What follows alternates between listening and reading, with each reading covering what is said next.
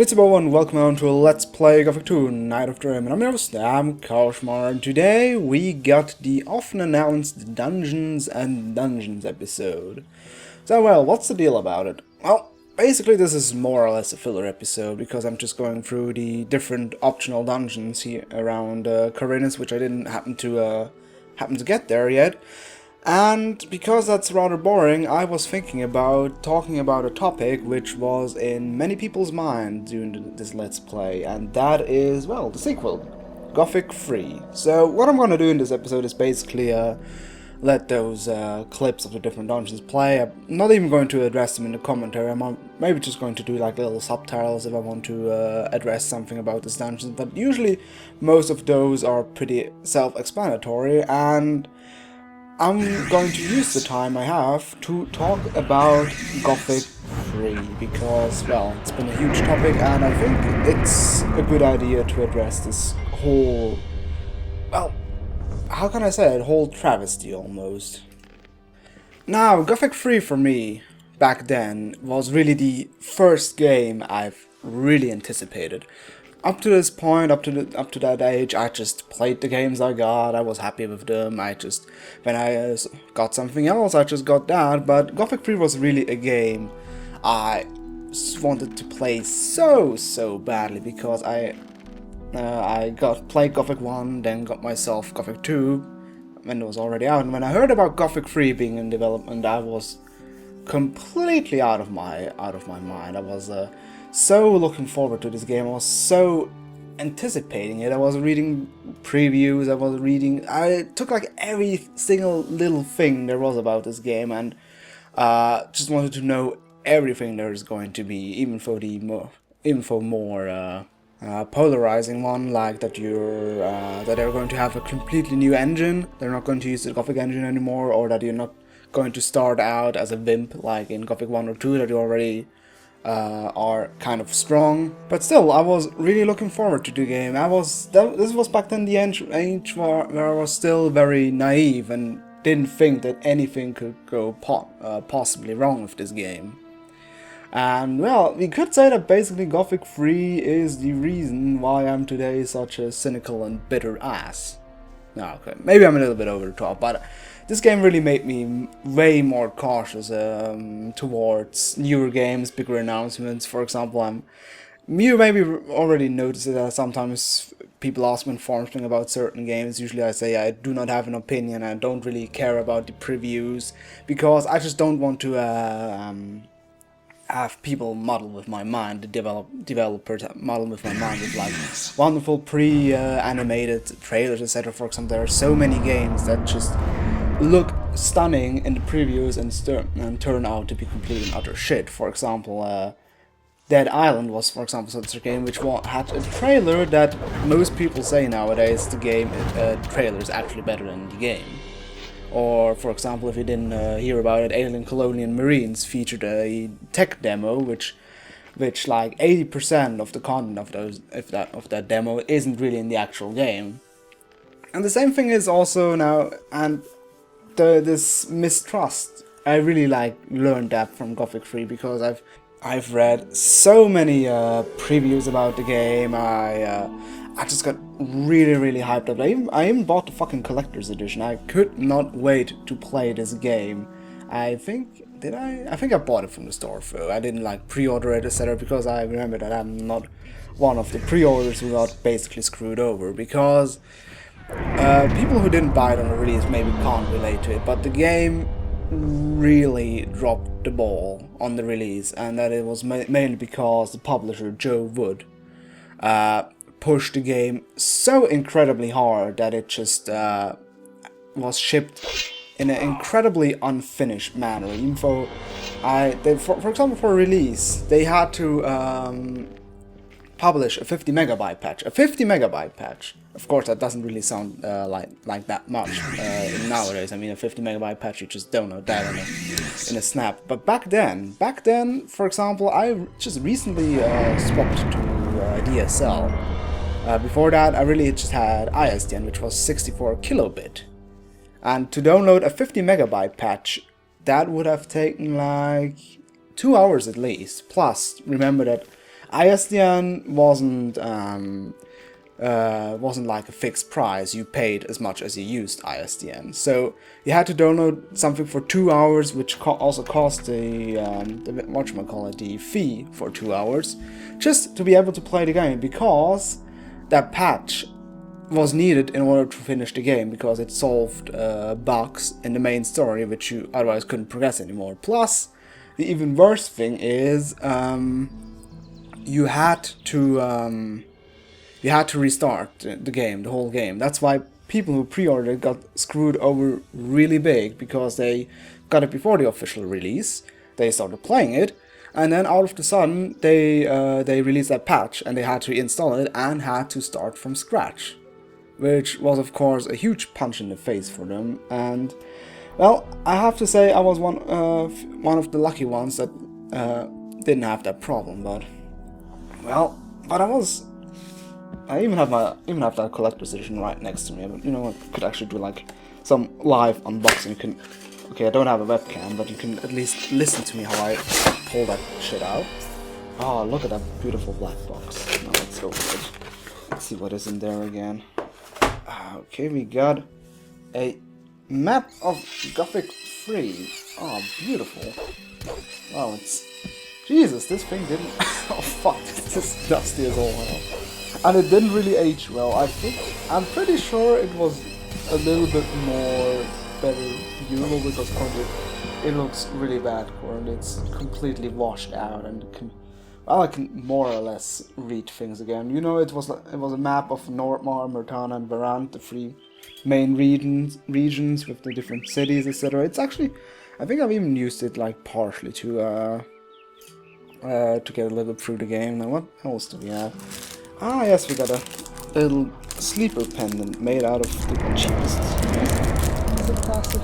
No, I think it's some sort of metal, but it's a really cheap one. But then again, I mean, on the other hand, I really ask myself, who the hell would wear such a thing? I think I would be way too... I never wore that, because it would be way too embarrassing. I don't know why.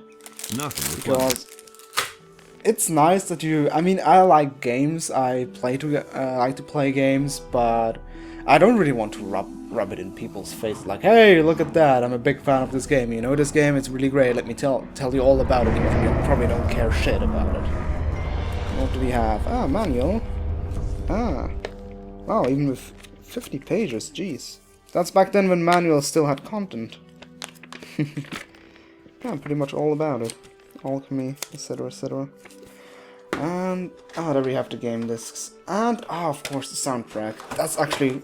That was included in the collector's edition as well, the soundtrack. I remember, like, back then in the day, you know, where CDs even mattered. I had like a 2-drive computer with 2 disk drives, so I had the brilliant idea of installing the game on one drive and listening to the soundtrack at the same time, which ended up sounding really atrocious because it started to stutter all over the fucking place. And hey, it was a nice spot, you know. I was like thinking, oh, come on, let's make this epic and have the Gothic 3 soundtrack. Is it even... No, it's just 1 disc. Looked like it were 2. Ah, wait. Ah, there's also a making of movie. Seriously? I think I've never even watched that thing. Alright, at least I know what I'm going to do now.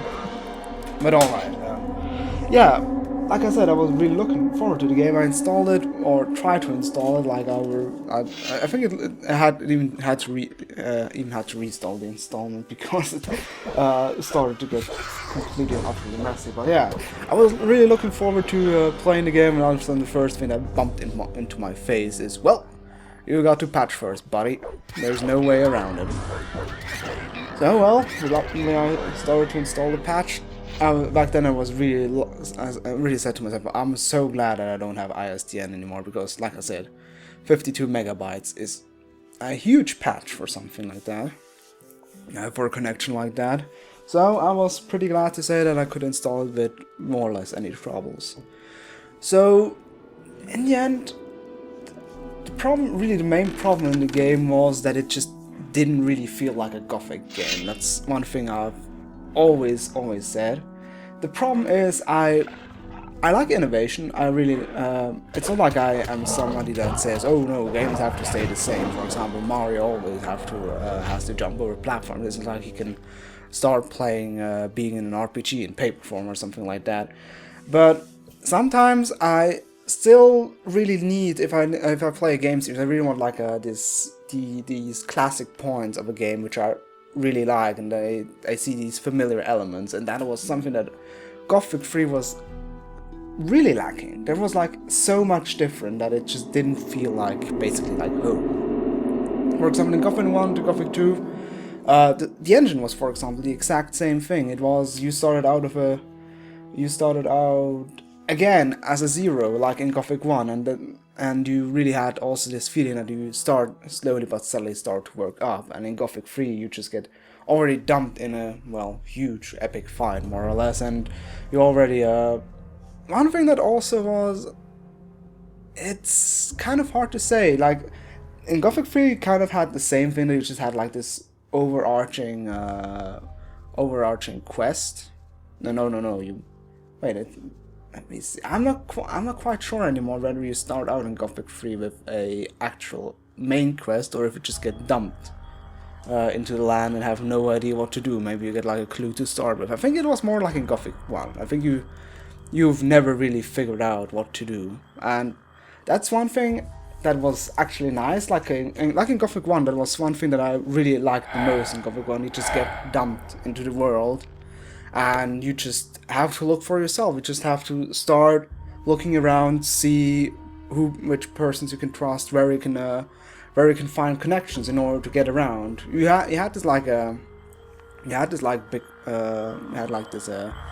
this quest to bring this letter, but in the end that wasn't really your main quest. Your main quest was in the end to maybe get out of this place somehow, or just find a way to survive, because that letter is just something you could do. It's not like, I mean, it was never really a quest you really had to do. I mean, in the end it turned out to be a complete and utter normal quest.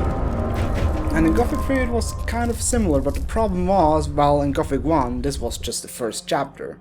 In Gothic 3 this was basically the whole game. It would say like 90% of the game you just wander around aimlessly kissing the different fractions' asses until one fraction says, okay, we like you more enough, come talk with the big cheese. And the big cheese in most cases just told you to well, assassinate the other two leaders of the two fractions, and that's it.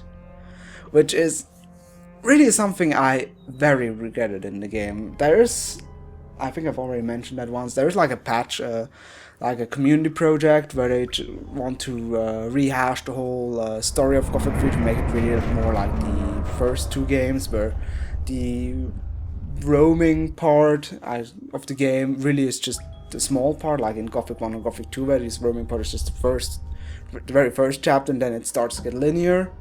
They really want to make it more that way, which I personally very appreciate, but I'm not really sure how far they are. It's basically one of those projects with the release when it's done in the good old classic Valve time. So I don't really know how this is going to work out. But still, this is really one thing that bothered me about the general feel about Gothic 3. Like I said, the whole overarching gameplay was different. The whole engine just felt really strange. It's just, the characters looked nothing like, some looked really weird, I have to say. For example, Milton, I already made a little reference in I think it was in the crew episode, because he just looked so incredibly silly with that hairdo. Plus also Gorn looked kind of different. Just all the familiar characters still had the voice, but at the same time they just didn't really feel like well, like your good old pals from the first game, or for the first two games. Which was also a big factor that just kind of made the game less enjoyable. And like I said, it's also basically Gothic 1 and 2 really had the best fighting engine, or fighting gameplay, or fighting, how would you say that? Fighting technique, because in Gothic 3, also in their after games, Risen 1 and Risen 2, it's basically stun lock or get stun locked. And Gothic 3 was really the first game that had that, and it came through quite a lot. It's basically, melee combat was basically just hammer mouse one until he is dead or you are dead. If you're fighting several monsters, you're basically screwed because they are going to stun lock your ass. I even had it once that I was like a really high level character and I got killed by a fucking crocodile, which should have been at this point no problem, but that thing just stun locked me against the wall. It was ridiculous. My health bar was very slowly draining, but I couldn't do jack shit because that motherfucker just pinned me to a wall and that's it. I couldn't do nothing anymore, and this was incredibly aggravating, and it's a really pity that Piranha Bytes just doesn't manage to make a decent fighting engine, because the one in Gothic 1 and 2 was just so... I just liked it so much. It was pretty simplistic. For example, most enemies had a very clear pattern, but at the same time it was still challenging to fight those enemies, especially with the wild animals where it couldn't block their hits. I'm not sure anymore if in Gothic 3 you can actually block enemy monster hits or not. Like I said, it's been a huge long time until the last time I played this game. But I think the big cake of Gothic 3, why Gothic 3 was quite a disappointment, is it was, on the release, it was a huge bugfest. It was ridiculous how badly the game worked. I was luckily not one of them, but there are so many people complaining about different crashes, about this about the game just working really poorly. For example, that it just can't do a couple of steps without loading, because Gothic 3 was also the first game that had areas with they basically claimed the game should have no loading screens. So the problem was the world on some computers, or the game was just not optimized well enough, that if you just walk in a straight line, sooner or later you will hit a loading screen because the game isn't quick enough to load the terrain. So they just stop you dead in your tracks in order to load the next area of the game. And like I said, the games, for example, also the balancing was really off. There was like, I think the boars were in the release version were a nightmare. Those things just raped your buttocks. It was ridiculous. Those things barely, I think they have like 100 experience, but they were so much more threatening than barely any other enemy in the game. It was completely and utterly ridiculous. There was, in the world of Gothic form, there's still basically this running gag going on, even though they have been balanced quite a while. But there were also some really weird bugs. I think the one bug I have in my mind the most is the flying bug, which was utterly hilarious, and plus I abused the fucking hell out of it. Because what you could do is, if you jump and then look backwards, you basically started to fly. I'm not kidding. As long as you looked backwards while jumping, you started ascending into the air. And of course you were really quick with that, and it was really easy to skip terrain or just travel a little faster. And it was really effective, and it was wonderful, and like I said, hilarious. And as soon as you look forward again, you start to fall, but you can like it was like you constantly looked back and then forward to slowly but steadily go down. It's like basically with like a hot air balloon, with like releasing the air and getting air in there, and getting hot air in again, or something like that.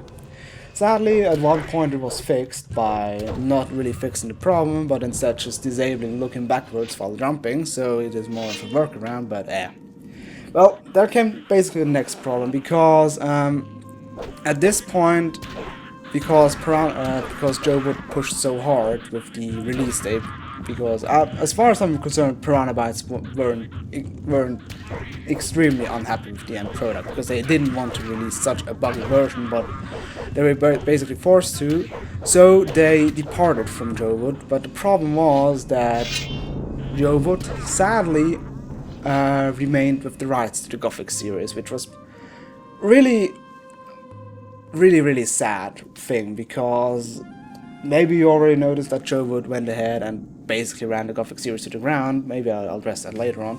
But that also meant that they basically stopped patching. The new developers, Spellbound, which developed Arcania, Gothic 4, did, I think, put out a few patches, but they were really not that good, or I'm not sure. At least that's what I know, is that in the end, mostly the community did the work for Joe Wood. There was, like I said, the newer patches are completely community. I think like up to the patch 1.13 or 1.18 that were official developer patches. But everything after it, I'll quickly have to look. I think with the community patches, we're already like up to version 1.8 at least. I'm not completely sure. Let me actually see if I can find it while I'm. Let me see. World of Gothic. Community patch. Yes, community patch 1.75 is the current community patch. So that is. You can see how much love the community had for this game and how much they're willing to actually do it on their own to have a working game. And yes, as I said, Joe Wood started to go ahead and really kill the Gothic series beautifully by releasing an add-on, a standalone add-on at least, to Gothic 3, which was called... how's it called again? I completely forgot about it. I'm going to look for it quickly. The problem is, the first thing that happened to the add-on was that it was developed by, I am not kidding, from an Indian studio. It's Trine, I think. I mean, it just sounds so completely bizarre. Why would you develop a Western RPG by an Indian company which have no idea what Western RPGs are like? I mean, it's just a completely different mindset they have. I mean, this is like the Silent Hill games being developed by Americans. You can exactly see what I mean. The first 3 Silent Hill games were Japanese ones, which had a really subtle and undertone, and then afterwards, everything else made by the American studios were just complete and utter gore fests. I found it. Forsaken Gods is the add-on made by Trine Studios, and it was completely and utterly poorly received. It was even worse. I didn't even bother to play this game. I really didn't want to play it because back then I really lost faith in the Gothic series. It was I was really destroyed. It was really something that, well, like I said, it was the first huge disappointment I had basically as a gamer, because it is just so sad to see how corporations manage to run something like such a great game series into the ground just by being greedy money bags. At the same time, I can't understand, for example, that they just had to like get income. It's not that I'm completely blind, that the companies just make games because they want to entertain the people. Of course, they also somehow have to make a living out of it. But handling things like this so incredibly poor is just a slap in the face. Even, like I said, also Arcania, Gothic 4, which was released afterwards. I even played through Arcania. I even made a video about it. Let's play for a day. I think I'm just going to, if I'm not forgetting it, I'm probably going to like put an annotation in there. And Gothic, the problem was, as a normal RPG which would be named Arcania, bam, that's it. It would have been decent. I basically described it as baby's first RPG. That was pretty much Arcania. It was really simple. It was completely linear. It was just so toothless. It was nothing basically. It was just not very entertaining to play. It was, like I said, for someone who never heard of RPGs, never really had an idea of what RPGs are about, this game would be perfect because it is very, very simple. I mean, for example, to craft something, you didn't really have to go to a crafting station. For example, if you wanted to smith a sword, you didn't really have to look for a blacksmith. You just stood in this cave, for example, where you are, and you just craft a fucking sword. Out of nowhere. Well, I have the materials. I don't need like something like like a smithy or so. I don't need like an animal to smith that thing. Nope, I just smashed the materials together and voila, I got a beautiful sword. And yeah, in this aspect, it wasn't really bad. the sad thing is actually that the end boss of Arcania was actually pretty entertaining. It's kind of sad that Spellbound managed to make a better boss fight than Piranha Bytes ever managed, because that's one thing that Piranha Bytes never really managed, and that is to make decent boss fights. I don't really want to shit talk about Piranha Bytes because I actually really love them, but it's one thing they just can't pull off. They can't make decent boss fights. But yeah, where was I?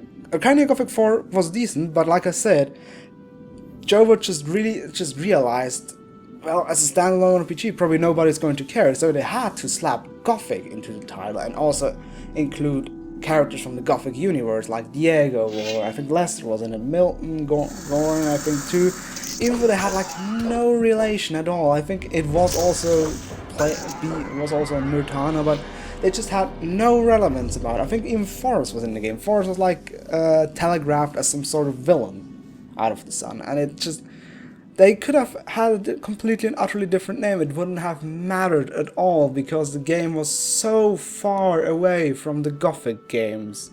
Because it was really, sometimes it really felt like an MMO, because the only quest you basically got was kill 5 enraged field raiders. That's it. 5 enraged field raiders. They also had a specific name, and it also said on the side 1 out of 5 enraged field raiders killed, and the NPCs also had like exclamation marks over there, like in fucking MMOs. It was ridiculous. But like I said, it's probably a good game for somebody who never really played RPGs and really want to get into one. But like I said, the game is just, it doesn't belong, it has no right to bear the name Gothic, and that's what really annoyed me, because they just ran this franchise into the ground.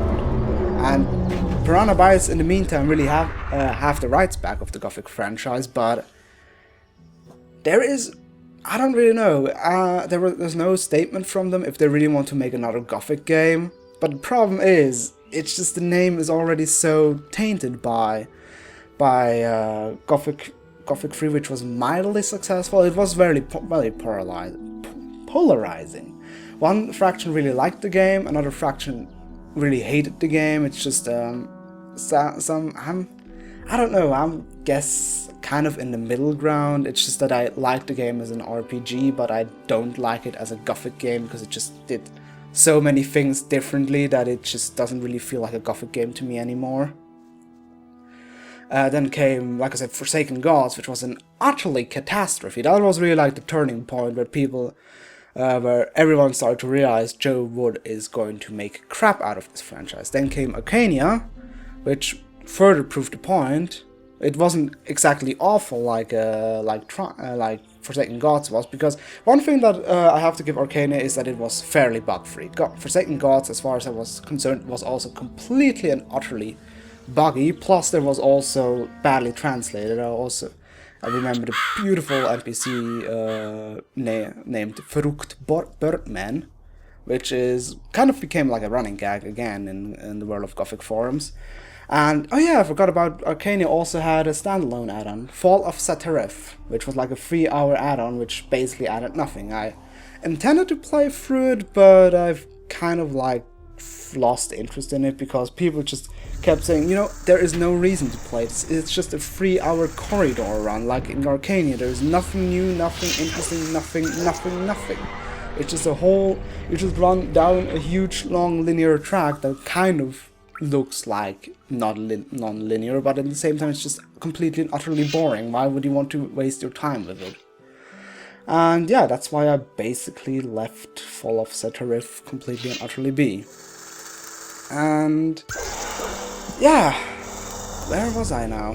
This is basically the reason why I don't really like Gothic 3. I'm not going to let's play it at all, because like I said, I'm just also missing the structure of the game. Like I said, 90% of the game is just running around aimlessly, and I have also no idea about the game anymore. The only thing I could think about is that I maybe stream it, like do like streaming sessions, etc., and then upload them to YouTube for the people who miss it, but I'm never really going to do like a serious let's play about it. But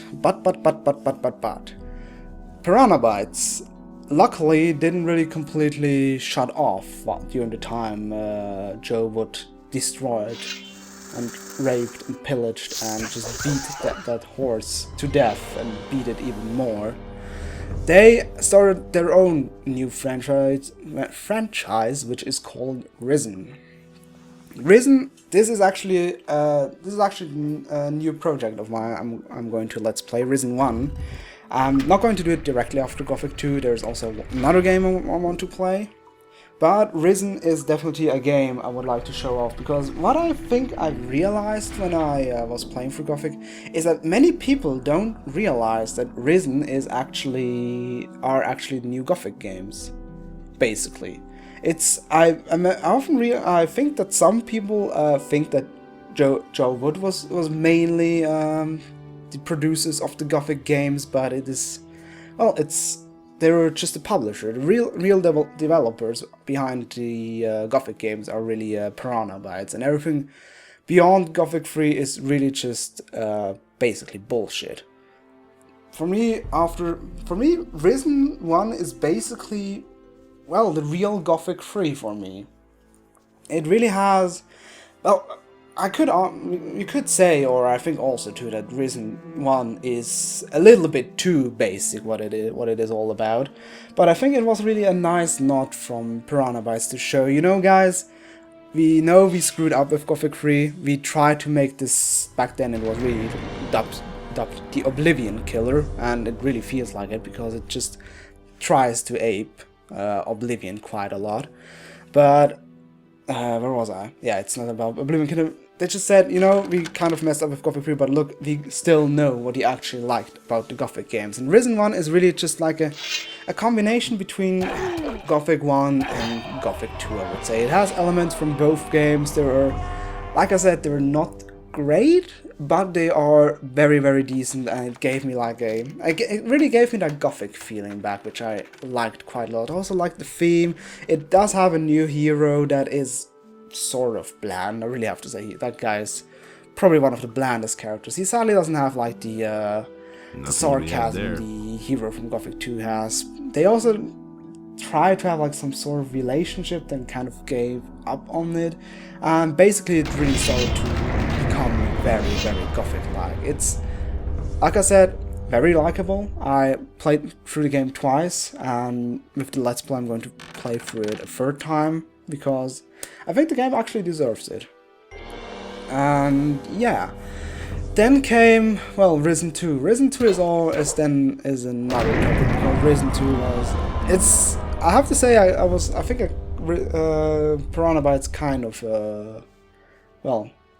took a ride on us, because I really thought like Risen 1 is going to be like the big reassurance. Okay, we still know what you guys love about the Gothic franchise, but then in Risen 2 they just kind of dropped the ball, because they made something completely different, kind of like Gothic 3, not that badly though. It still has like typical elements from the Gothic games, but they just also changed quite a lot of things around that just didn't really work out, I have to say. It's just, the game, like I said, it is playable, I enjoyed it as long as it lasted, but I have to say I wouldn't really know if I would like do a Let's Play of Risen 2, because it's just hard to pinpoint Risen 2, because it's just not a game I particularly enjoyed. I did play through, I have to say, yes, it's okay, it's an interesting new way Piranha Bytes went, but at the same time I had to say, no, it's not the best way they could take. Yeah, but that's pretty much it. I think I've said most things about Gothic 3 I could say, and I hope you can more or less understand the reasoning why the hell why I'm so how would I say that? Why I'm so touchy about Gothic 3, because the game, like I said, just really didn't well, get up to my standards, or just I couldn't really feel the same thing. So, well, that's pretty much it. That's pretty much my opinion about Gothic 3 and everything around it. Why I'm not going to Let's Play it, why I might, don't quote me on that, stream it. But this is just really a random idea tumbling in my head. But what I just realized is that I need a second episode for the Dungeons and Dungeons episode, so it's going to be a two-parter. Hooray! I guess. So stay tuned for the next episode. I was your host, I was Kaushmar, and au revoir.